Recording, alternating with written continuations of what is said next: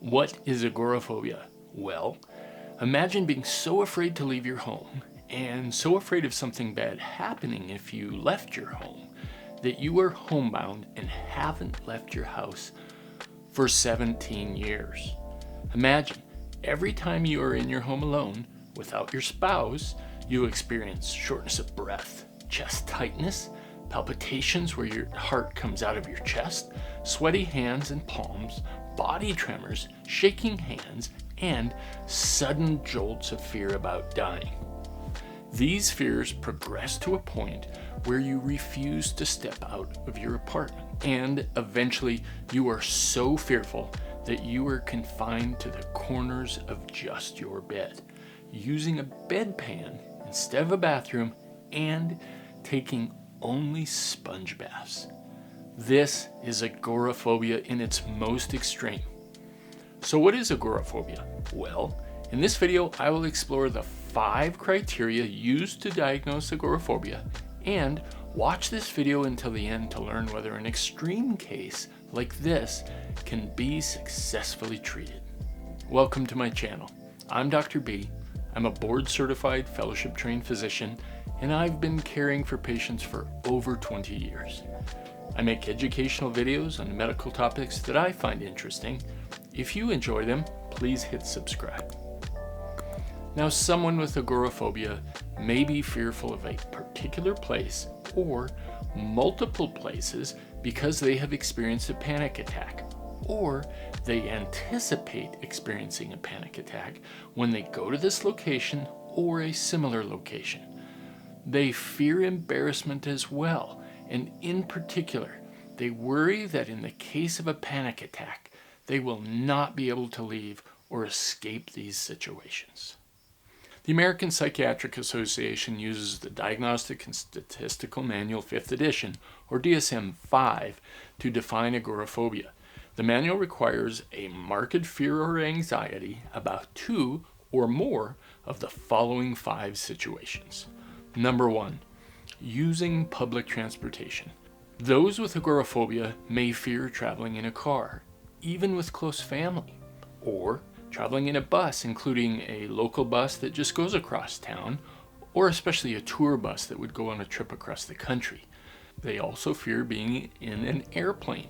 Individuals with agoraphobia may have never flown throughout their lifetime. Other public transportation, like the metro or a subway station, can be seen as a never-ending maze of tunnels, inescapable, full of tourists and commuters traveling every which way, and elicits paralyzing fear. Number 2, those with agoraphobia fear being in open spaces. Now this includes farmers markets, parking lots, city parks, dog parks, and classically even bridges. Sites and areas that the general public commonly uses for recreation, family outings, relaxation, are seen as primary sources of tremendous anxiety for those with agoraphobia. Number 3, those with agoraphobia fear being in enclosed spaces as well. This includes shops, stores, theaters, auditoriums, and the cinema. Therefore, everyday activities, or the thought of everyday activities like going to the movies, attending concerts, plays, shopping for clothes or groceries, are intolerable for the agoraphobic because they experience these events as overwhelming, inescapable, with intolerable lights, crowds, noise, billboards with blazing lights, people bumping into them, an overwhelming bustle of cars, and they are trapped and embarrassed and unable to escape. Number 4, those with agoraphobia fear standing in line or being in a crowd. This includes common activities again, like going to the bank, voting, buying coffee at Starbucks, getting help at a customer counter, or waiting to check in at the airport or the train station, or even walking on a busy city street, and especially things like attending a concert, playing or participating or attending sporting events. All are remarkable anxiety producing for those with agoraphobia. Number 5, those with agoraphobia fear being outside the home alone.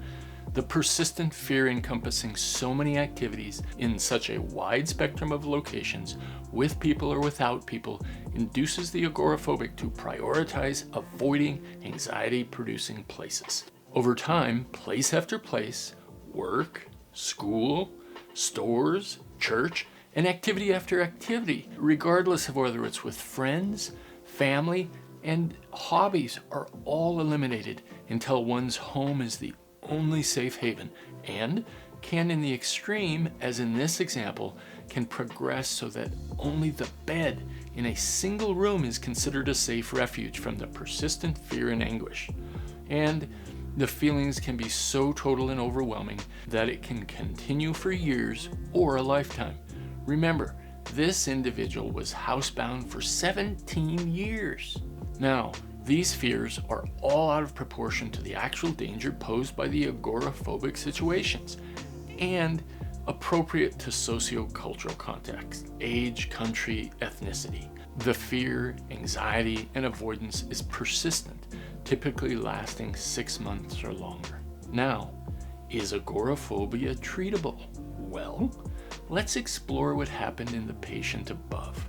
Remarkably, over a 3-year time period, treated with a combination of medications, exposure therapy, and psychotherapy, the patient gradually left her bed, initially for minutes, then hours, and over time progressed to visiting the living room and throughout each room in the apartment. Eventually, she was able to enter the outside hallway, and at the 3-year mark, after being in her home for 17 years, the patient made it all the way to the parking lot outside her home. A remarkable story. That's agoraphobia. Thanks for watching. And if you want to read the original article describing this patient, I'll link the reference below. And if you're interested in more videos, try this one on social anxiety disorder or this one on paranoid personality disorder. Let me know what you think in the comments, and please don't forget to hit subscribe.